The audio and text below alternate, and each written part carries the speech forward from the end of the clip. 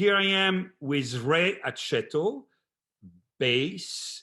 Ray is a friend. And I say that about almost every guest, and it's true. But Ray is one of those friends that I would call at 3 a.m. in the morning if ever I was caught somewhere I shouldn't be caught, and tell him, Ray, can you go pick me up, I will please? be there. I will be there. And Ray will be there, which is not the case of most of the other guests, because Correct. I wouldn't call them. Where are you, Ray? Can you tell us where you Yes. are beside next to the liquor cabinet? Yes, the liquor cabinet is right there, where drinks will be served. I'm in Houston, Texas. My wife Rebecca and I just moved down here about 6 months ago. Uh-huh. And you moved from where and why Houston? Right. So we were in Cleveland, Ohio, where I'm from, and where my family's from, where my children are. And Becca, my wife Becca is from here, from Houston. And so we made a pact that once the children were of a certain age, we'd relocate back to Houston, and that's what we've done. They're 27 and 24 now, and quite self-sufficient and on their own. So you're very close to our Dallas city and the friend sister company. And actually, right now, folks, we have our Tosca, where believe it or not, Ray is singing the Baron Scarpia, and that I'm conducting, and it's streaming online. You can find it on the TDO website. They will get you through it. You have to go through a few hoops. You have to give your email. Don't give up. Yeah, it's really worth the thing. And seeing it's beautifully Ray, done. Emily McGee, and Giancarlo Monsalve are the cast. It's a beautiful production. It's a lot of fun. Absolutely. And you have time on your hands. Go see it. If we were to test the people watching the show, I think we should just have them hear people talk. And I have so many tenors, and they talk like this. And clearly, you're not a tenor. I'm not a tenor. You're not a tenor. And Ray is actually not forcing his voice to be speaking like this. This is his natural speaking voice. Right. And I know that because, after hearing 5 hours of Ray explaining to me how to grill, and he cannot cheat anymore and fake the voices somewhere else. That's right, Maestro. We had to work on the grilling. On the grilling. For a bass, yes. And I was talking about this with several of your colleagues, and just this last week with Luca Pizzaroni. For a bass, you are very young. You're very young in general, but for a bass, you're very young. And I am wondering how you guys calculate this. As students, you really have a voice that is not a very high voice, that is probably a bass voice, but you don't know where the repertoire is going to lead you. And then most of the bass roles are for the father or the very able person who is of a certain age. So you are starting your career basically, but you already had a career. How do you manage all of this? Yeah. So the bass voice physiologically is really the last voice to fully mature, right? So we think of the bass voice as that bottle of, big Cabernet Sauvignon, right? It's drinkable at 5 years, but if you wait till it's 30 years, it's going to be amazing, right? And there's nothing you can do to accelerate its maturity. It has to stay in the bottle, and you have to take care of it. And when I was about 25, so I was in the Metropolitan Opera Young Artist Program. And at age 25, I was offered Faust, Mephistopheles, for the first time in a small company, a good place to do it, just to try to get it under my belt. And at the time, they sent me to coach with the famous American bass, Jerome Hines, who basically came up at the same time as all these other great basses, Siepi, Pinza, Flagello, all these guys. Jerome Hines, with whom I conducted Faust, and he was Mephisto. There you go. That makes me young, doesn't it? Right, yeah. Maybe you're Faust. But anyway, right? Yeah. But anyway, when I was working with Jerry, and he said, this is going to be a good role for you. It's a good thing that you're starting now. working it now, learning it now, the language, the style, and I said, but Jerry, I said, I'm 25 and I don't know what I'm doing. And he said to me in this gigantic booming bass voice of his, he said, Raymond, the bass voice doesn't fully mature till 75. And he sang well into his 70s. He did, yeah. But oh yeah. But the thing that you have to do when you're a young bass is you do have to start working on all of the big Verdi roles, not to perform them, no way. Mm. But you have to learn that style because that style will apply to any type of music that you eventually go on to perform.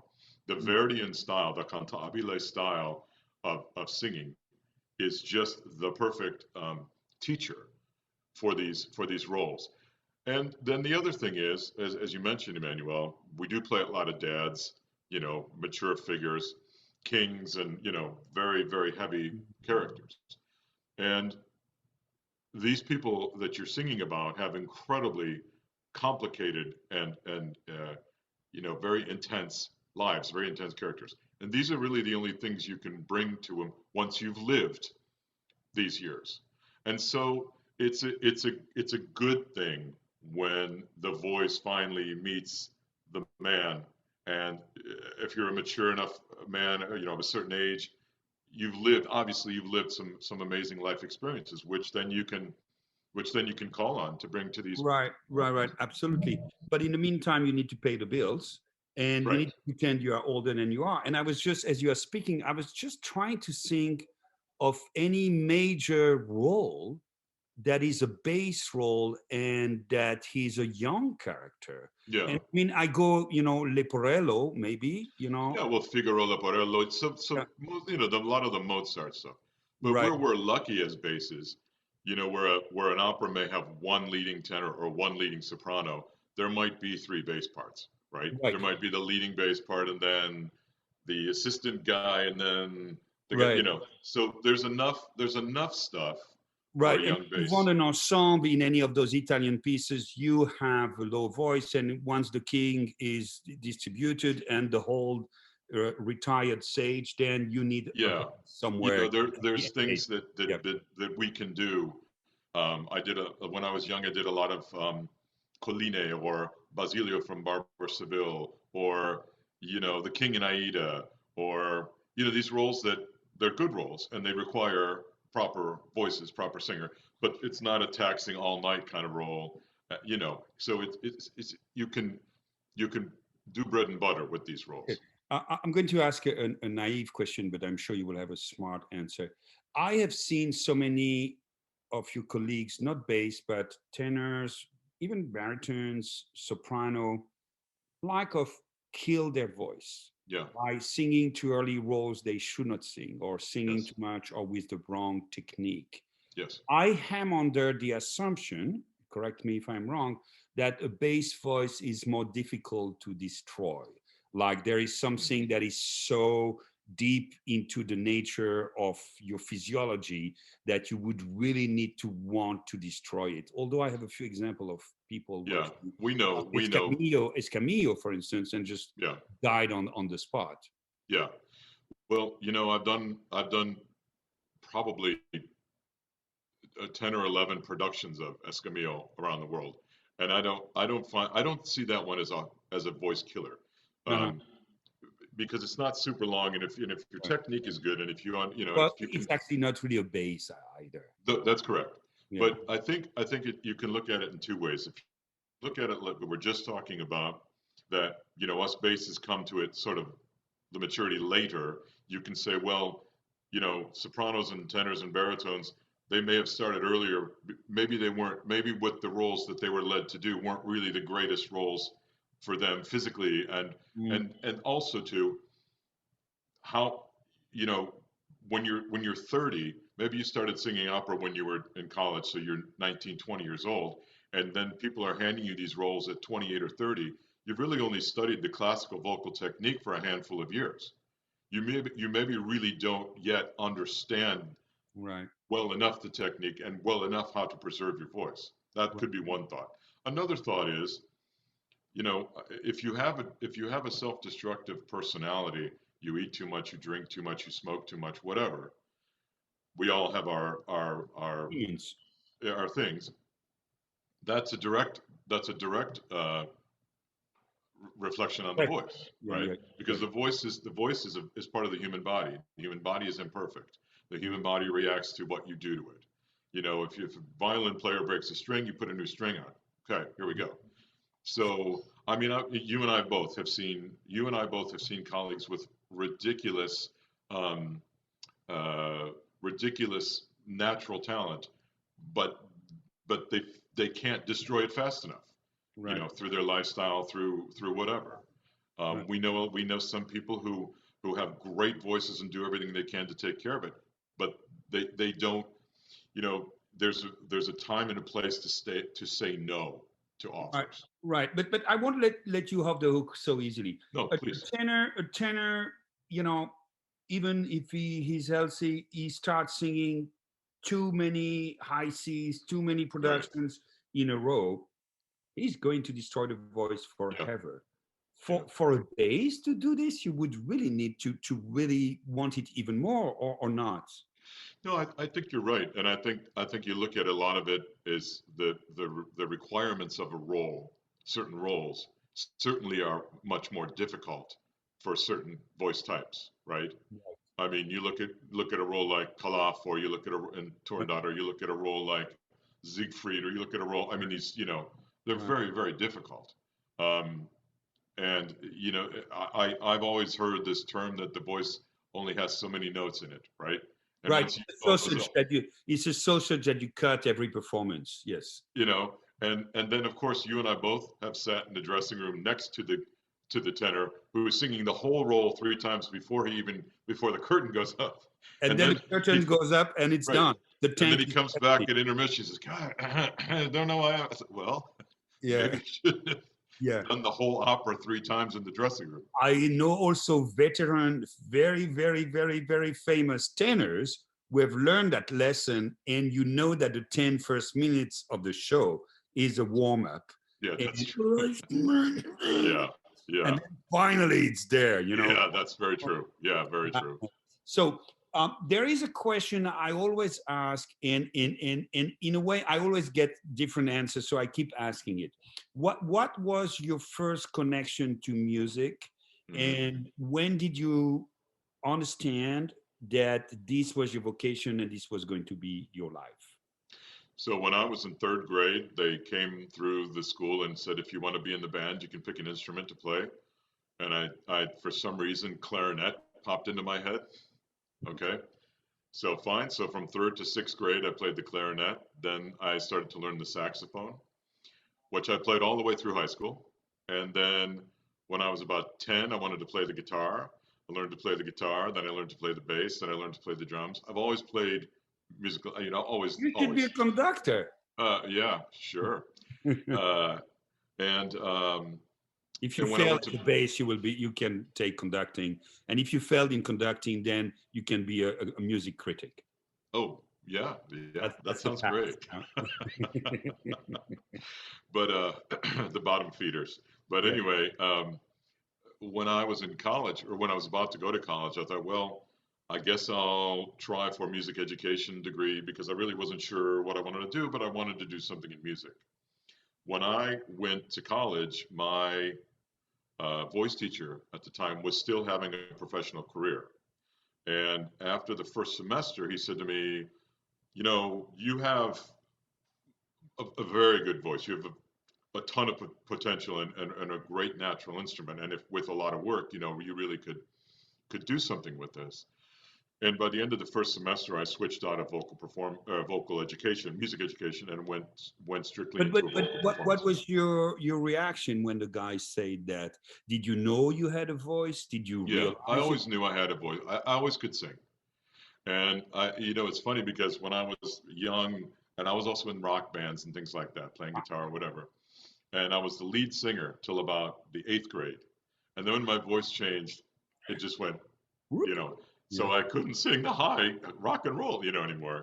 And so, but I was still singing, and I sang in choir, and and I, you know, when we would work together, he would demonstrate for me, and I would do back what I heard in this demonstration, and I could do it. And Right, that was really exciting for me.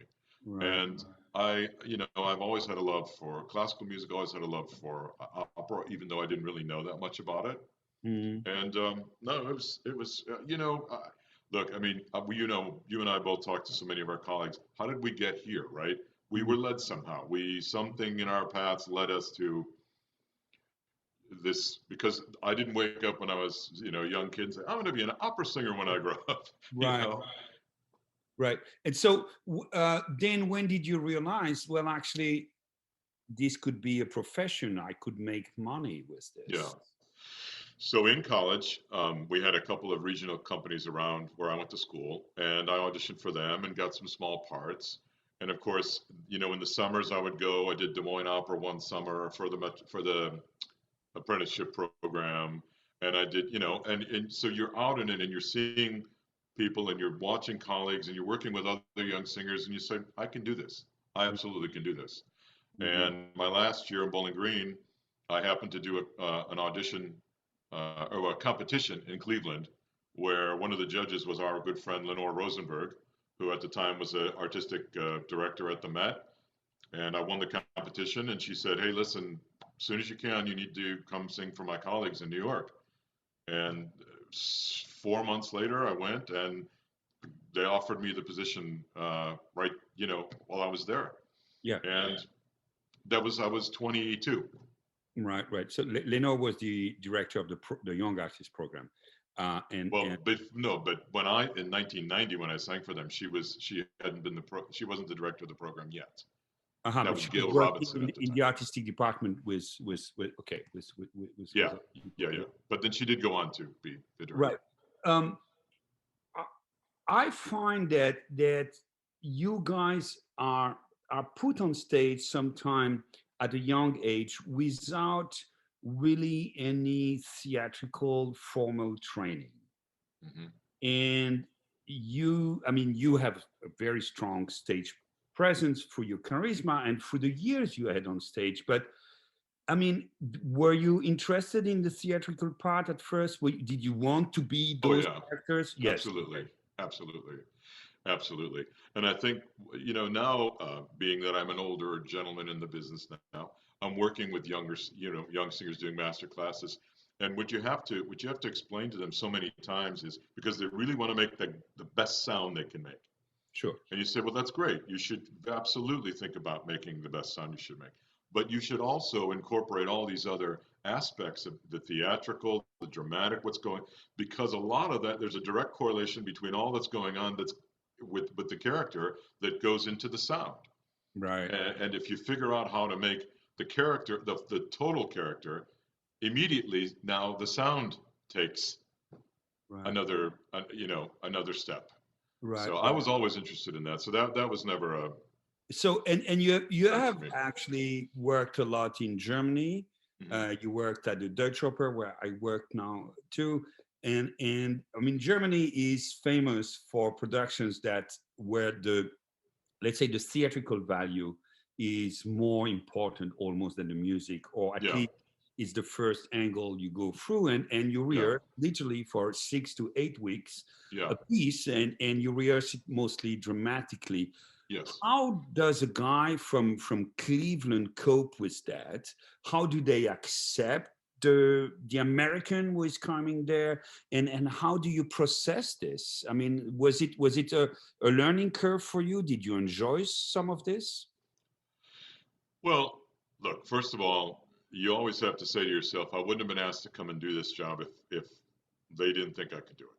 So as soon as I walk in the door, I say to myself, I can do this. Of course I can do this. Mm, Um, the the hardest part sometimes is when, for example, if it's a new production in Germany, it might be 6 or 8 weeks of just rehearsal, right? yes.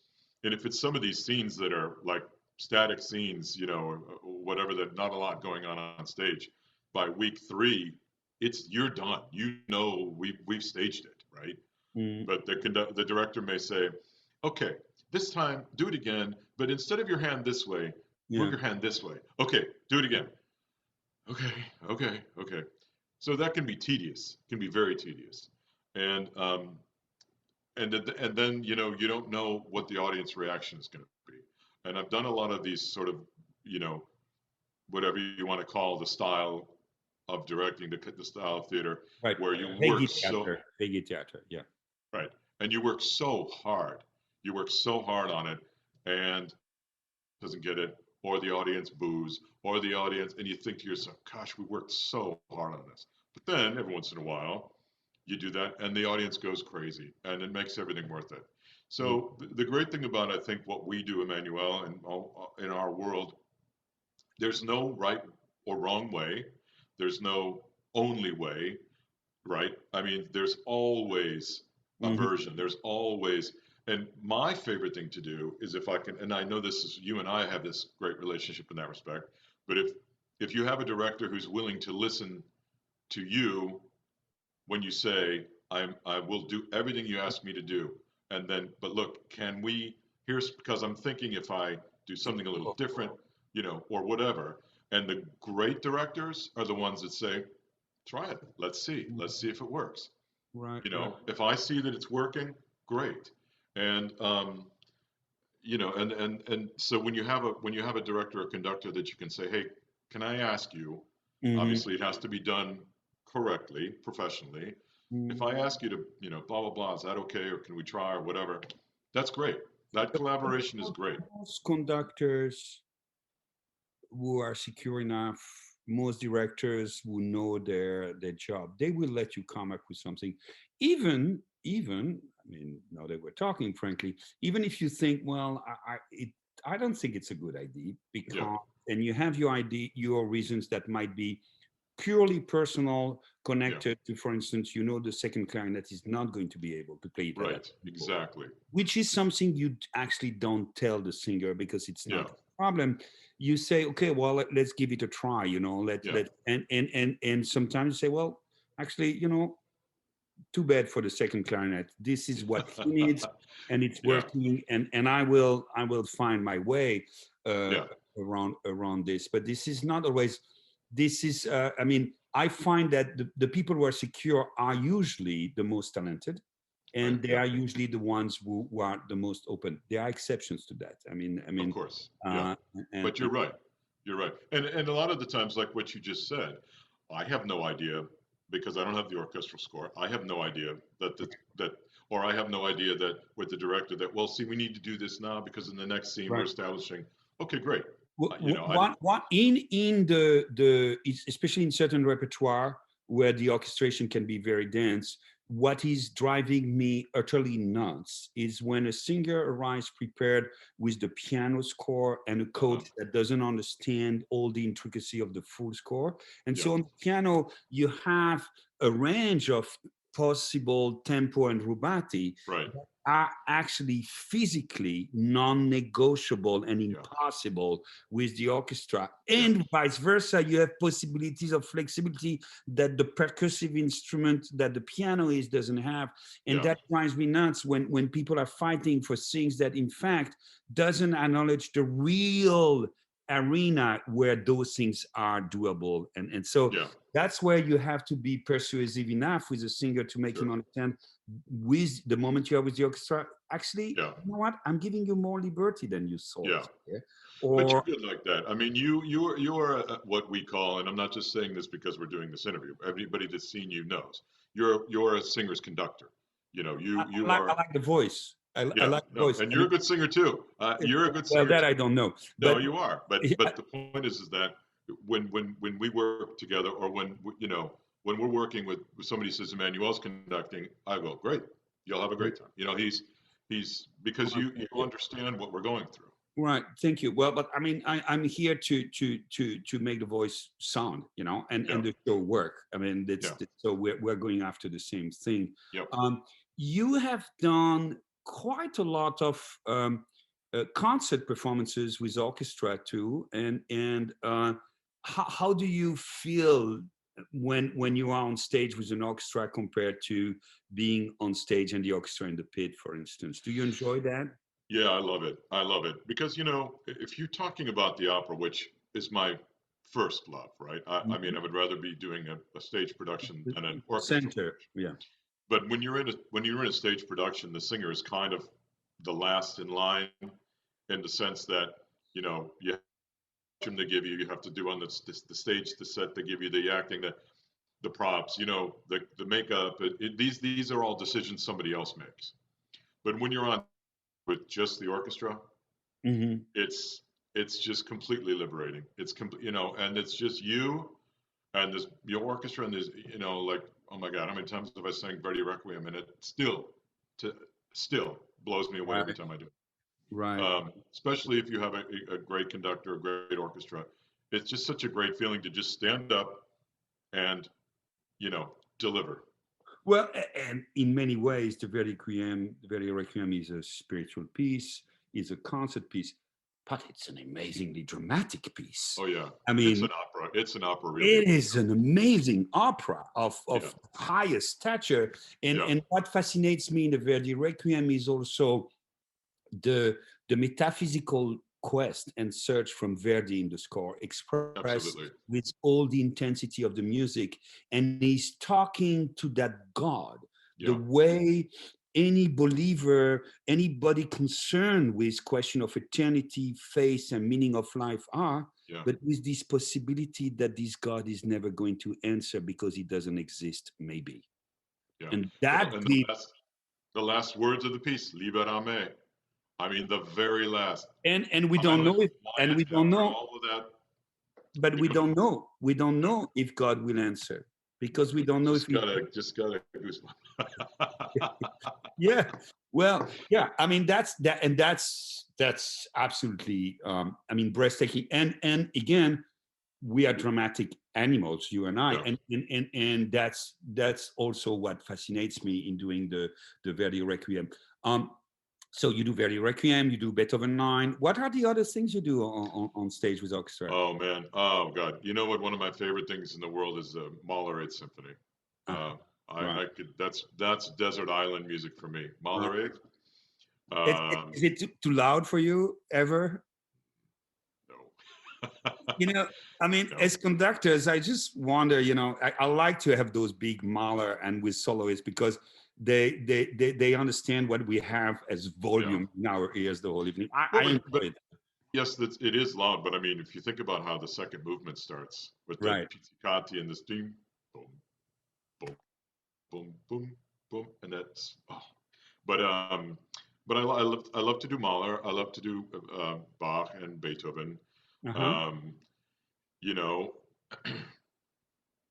I hope that this doesn't come back to bite me. I'm not a huge Messiah fan. I'm not a huge Right. Handel fan Well, necessarily. okay, okay. Hello, New York Philharmonic. No, Yes, exactly. Yeah, he yeah. doesn't want to. Yes, No, please, no, if no, you're no. watching, Maybe he disregard that last comment. scratch Um, it. not because I mean not for any other reason than it's very Well, I mean, Ray, muscular let me music. tell you something. As I think I'm older than you, Ray, right? By a few years, probably. But so let me play Big Brother. I think we should never say no. Oh, There I are, do it. Of course I do, and I've done it.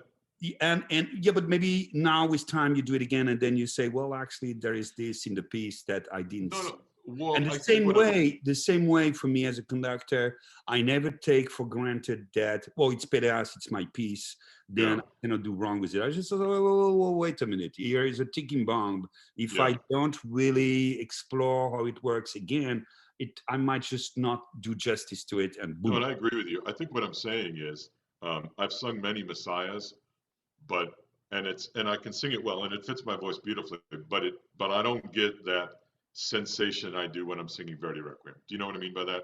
Right, sure, sure, sure. I mean, I'll do it. I like to do it. It fits my No, voice no, beautifully. But fair enough. that compared, that's kind of my point. Yeah, yeah, no, fair enough. What if, as we talk repertoire, what are the roles that, let's say, St. Peter, Yeah. sees you arriving? Oh, Ray Aceto, okay, another opera singer. They all just How'd finished. they get up here? Yeah, make it up here. Okay, you know what? My files, I lost my data. What's the role you would sing to him to prove that you are a valuable asset to Paradise? King Philip. King Philip. Okay, that's the first role. Yeah, King King. Philip. Uh-huh. It's I think I really truly think every bass, you haven't had your career until you've sung that role. And it's Whoa, whoa, whoa, whoa, whoa, whoa, whoa. What about? I mean, you talk about Faust. You talk about Boris, yeah, so King you have Mark. to be careful with Boris. Boris can be that can damage if you're not careful. Right. That's a Right. very long, very dramatic evening. But Philip, and I love to sing Zaccaria from Nabucco, Fiesco from Boccanegra. I mean Faust, Mephistopheles, the Boito. These are Right. all, Right. Right. What and about Scarpia. I mean Scarpia Scarpia? was a Scarpia, I think you're to going be to. able to sing Scarpia for me has been a huge gift in this business that I've been able to sing that role, and I've sung it. The obviously sang it with you. It was great, and the most difficult one I ever did was when I sang it in Bologna in Italy, right? So I was the only non-Italian in the cast. I know, and so I know what I'm doing with that role. I'm pretty good at it, and Well, so and your Italian is very good too. Yeah, but still, I mean, well, they are waiting. They are waiting to hear what the guy is going to do with that. Yeah. and so, all through the rehearsal process, everything went great, everything was going well, and then the opening night came. And Bologna, that's Puccini country, that's Mhm. and so I was, I think, third bow from the last, and I went to myself, okay, Here it here we is. go. I walked out. It was great. They loved it. They screamed and yelled, and I just went, oh God, thank you, because And Bologna is a very important house with a great tradition, and they would let you know how they feel about yeah, your performance if they wanted to. And there is also always this ambiguity: are they booing the character or are they booing me? right, But right. you don't have that much of that in Europe. There is that in the No, US. every time I sing it in the U.S., when I walk out, they go, "Boo," and I go, yeah, yeah, come on, and we're all in on the joke. But if you get booed over there, it's different. Yeah, it's just, well, don't tell your colleagues in case something. Yeah, no. One time in Dallas, I worked with a European colleague, and he was singing a villainous role, and he sang it beautifully. And he came on, and they booed him, and he came backstage. He goes, I'm leaving tomorrow. I'm leaving." I said, "Why?" "They booed me. They booed me." I said, "No, no, no, no, no, no, no, no, no. Did he believe Here, you? Did he believe you? I hope so." He stayed. What? Well, yeah, he He won't. didn't leave. He So didn't leave. Right, right, yeah, right. it was Iago. So it's a terrible character, and No, he no, played it beautifully. this is But this is a they, nasty guy. We want that guy to be good. right? How have you lived the last? It's a year now with the Yeah, pandemic. Do you have any kind of work? no, Zero, zip. nope. Whoops. The last thing I did was at the end of 19, early 20. It was at the Met, was the Queen of Spades, the Pique Dame, and I did one concert after that in January, and then halfway through the rehearsal process of a job I was doing in early March is when it got canceled, and then basically everything, the whole year of 20 got canceled, and I'm actually supposed to be at the Metropolitan Opera right now. That Right. got canceled. So am I. Yeah. Right, of course. So are you. And so I was telling somebody earlier, it's the first time in my life I've haven't been on stage in more than a year. It's the Hmm. first time in my life I haven't been in a room with a live orchestra for over a year, and I really miss that. There's nothing more powerful than maybe you walk into an orchestra rehearsal and you hear them even warming up. You just hear that, you feel that vibration. I miss that. You must miss it terribly. I miss. Um, and so I mean, here we are a year later, and still no end in sight. I think we're all hopeful that late summer, midsummer, late summer, fall, we can get back to our lives. Um, the hardest part professionally has been, when I'm working, if I'm not singing, it's only because it's the days in between shows and I'm resting. Now, if I'm not singing, it's I'm not singing.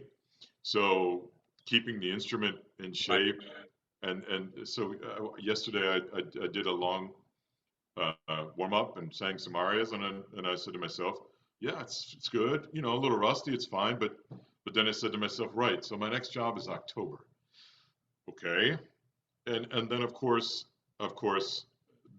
then there's the other side of it, which is obviously this is our career, this is what we do for a living, and that's gone away, and you know that's and we're not special. I mean, there's millions and millions and millions of people who are in worse shape and going through terrible things, you know, as we all are. But as we're talking about our careers, this so no work and it's yeah, it's No, been hard. it is terrible. It is terrible, and we all live it differently. And it's I mean, the irony is that we have all been asking for a sabbatical, but here it is imposed on us. Yeah, It's right. not our time. It's not the way we want it. Yeah, I, as an administrator for two institutions, I am working also. I've yeah, never worked so much and produced so little. yeah, yeah, And this is very yeah, frustrating. yeah. I mean, or it's humbling, let's say. But your routine, you could, I mean, if I may, you could learn the roles you never had the time to learn, or explore different repertoire. Yeah, no, I've actually, to be honest with you, I've been going back and singing roles that I haven't sung in a long time Wow. because so when I warm up, one of my first things that I do is I sing the aria, the prayer aria from Nabucco, the second aria, Right. which is just the strings in me, Right. because that is 100%, you know, right in the great zone. That's Mm. one, but I've sung that many, many times. I can roll out of bed and sing that well because I've sung it so many times. So what I've been doing lately is getting operas or getting roles or getting arias that I haven't sung in a long time because I haven't sung them in a long time. So, you know, as an exercise, um, to go back to that point in your career when you know, where were you at the time? Because your voice, it gets ingrained in certain roles. And so it's nice to kind of break that up. You know, people have offered me voiceover work, which I've done a little bit. It's, com- it's not very Uh, exciting. Speaking voiceover. Yeah, yeah, yeah, yeah. Huh. It's not very exciting. Well, if it pays for the Doesn't pay very well. No, if you want to make money in voiceover, you have to do the a lot. national campaigns and the, you know, Ah, and the, you know, the movie trailer guy, you know, in a world where we, you know, yeah, but they want that kind of base. yeah, yeah, yeah, yeah. So, and you know, I've done some Zoom master classes, which I find very rewarding. Actually, I really enjoy Uh-huh. teaching. I really Uh-huh. enjoy that. I So, really so, enjoy doing. so had you taught before? Taught is the word, right? But Uh, yes, Before, or yes. was it the first time you were really teaching? No, I've done master classes before, all over the place. Oh. Um, but But the uh, master class is a strange way of teaching. I mean, especially if it's a public master class, it yeah, becomes more for a show, you know. yeah. Well, did you come to the one I did in Santa Fe? Do you remember the one I did in Santa Fe? We did it privately, I did, I and did. we did it. I wanted to do it privately, just you know, because I Mhm, didn't want to do it in the theater. I wanted the singers to be able to just relax and you know mhm, sing amongst their colleagues so that we could work. But mhm. I've done some of those. You know, I'd like to do more teaching. Unfortunately, it's not something we can do one on one right now. You know, you don't want to be in the room when somebody is screaming their, you know, Right, right. But and throwing their, so you still, I mean, you still can, hear what's produced by the person in front of you. yeah, Do you feel like teaching a soprano coloratura where a voice sure, position could be? no problem. It's the No, same. because what I do is, for example, when I do the master classes, okay, and especially over Zoom, I I concentrate on I don't concentrate. The first thing I'd concentrate on is the voice, because through the Zoom microphone, I'm not really truly hearing the real voice. But we can do interpretation, we can do line, we can do Mm, language, we mm, can talk about, you know, this beautiful roadmap that is the piece with all the dynamic markings, mm. markings, and these things are so helpful and tend here again to make one sing better when Yeah. you understand what, Right, right, all of the other aspects. right, right. You like to conceptualize things, you like to analyze things, you like to know how things work. So from that Absolutely. point of view, Yeah. you're actually more a baritone than a bass. The baritone is always the one thinking, Please. you know. Maybe a conductor, who knows? Yeah, well, I don't know. um, do, do you learn something by teaching? Yes. Yeah. What do you Right. learn? Well, it's like anything else you do when you're a lot of the times we don't. I'm sure when you stand in front of the orchestra to conduct, you're not thinking about every movement No, you I make. learn It's it's second teaching nature. my assistants or even doing master classes. I learn a lot, Right. especially when you talk about basic things, you know, Yeah, because these are the things you and I don't think about conceptualize. in the moment. But Mm, when we're talking to someone else and we're working with somebody else, and especially when you see that light bulb go off for them, mm, that what you're talking to them makes sense, and all of a sudden you see that light bulb of mm, recognition, and then you say, okay, what did we do to get to that point? And you say, oh, applies mm, to me too, right? A mm. lot of times I say to the young singers, you got to breathe, you got to breathe. So when I'm warming up, what am I doing? Checking. Am I breathing? Am I breathing? Yes. Okay. Sure. Got it. No, sure, It's sure. all good practice. There's no waste in that. That's all good practice. Right. A lot of the things that my mentors and teacher were telling me, and some of them they told me, you don't really are equipped now to understand what I'm telling you. Just remember it, and it will make sense in 10, 20 years. And they Absolutely. were all absolutely true. And I Absolutely. remember them now that I am teaching the other ones. I say, oh, that's what he was talking about. Yeah. And it is so simple and clear in your mind, but you can see that the person you're teaching is not ready to understand it. And And that's why you are where you are in your career, and I am in my career because, we never stop learning, we never stop practicing, we never right. stop taking the time to better ourselves. If you did, okay, I sing at the Met, great, I can stop now. No, you can't, Uh, because and yeah, you and, have to and keep. yeah, and it's actually a strange combination of going back to questioning the pieces and so on, but it's also sometimes basic technique things, Hmm. Hmm. Well, actually, what is an upbeat? What am I trying to do Hmm. that? Why am I going to go left now? Why don't I try to go? What happens if I go the other way? Yeah. And all that kind of things. And at the same time, to express ourselves in the most efficient and powerful way, we Yeah. also need to forget the technique. Yeah. In order to forget the technique, you need Yeah. to have thought enough about the technique. So finding the right balance between all of this is I find fascinating.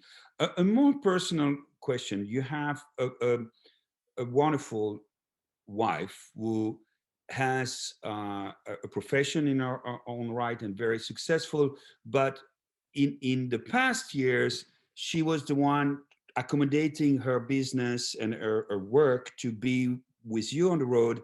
And now have things changed the other way? What's the dynamic here? Can you talk to us Yeah, about? it's a 180 flip from where we were a year ago. Right.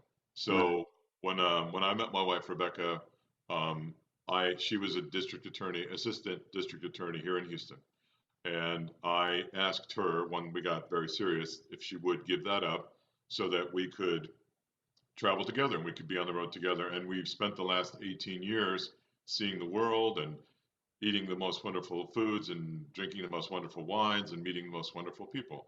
And at the time, and she's always kept her a career up working criminal stuff Right. from wherever we are in the world, which she's been able to do. Um, and and and supporting me and helping me and help Right. taking care of me while I'm on the road, doing what we're doing. And we artists are can be high maintenance people when we have a performance the next day. Yes. Yeah. Yes. Um, and then when this happened, and it seemed and it things canceling, and the money was going away, going away, going away, going away. And we said, well, and when we moved to Houston, as soon as the district attorney's office here heard that she was back in town, and they swooped her up right away. So she's working, she's doing great with it, and she's working very hard. And now it's my turn to hit the grocery store, hit the, make sure there's food in the house and do Right. whatever needs to be done.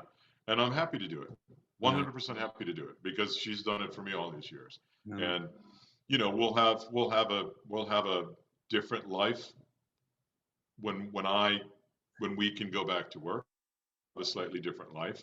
Um, I doubt that she'll be on the road as much. Mm. But then the good news is with my wife having the job she has, I may not have to take every single offer that I'm given. I can say, no, I think I'll sit that one out and And I won't sing the Messiah. see. Now I knew I shouldn't have said that because you're going to stick to that.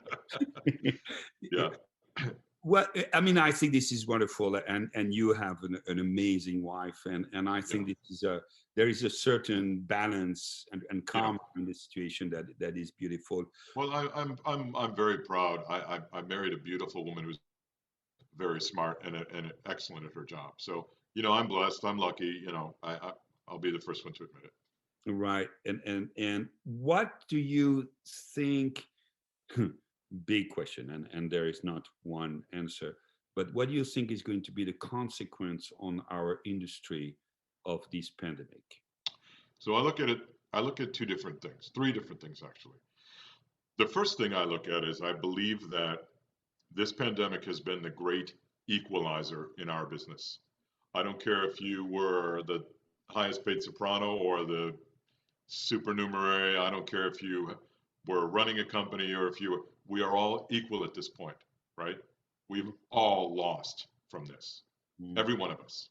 mm. Okay. If you're in this business, you've lost something due to this pandemic. Yeah, except that some of us had the luxury, like you and me, to just wait, and other people have their career definitely broken by it.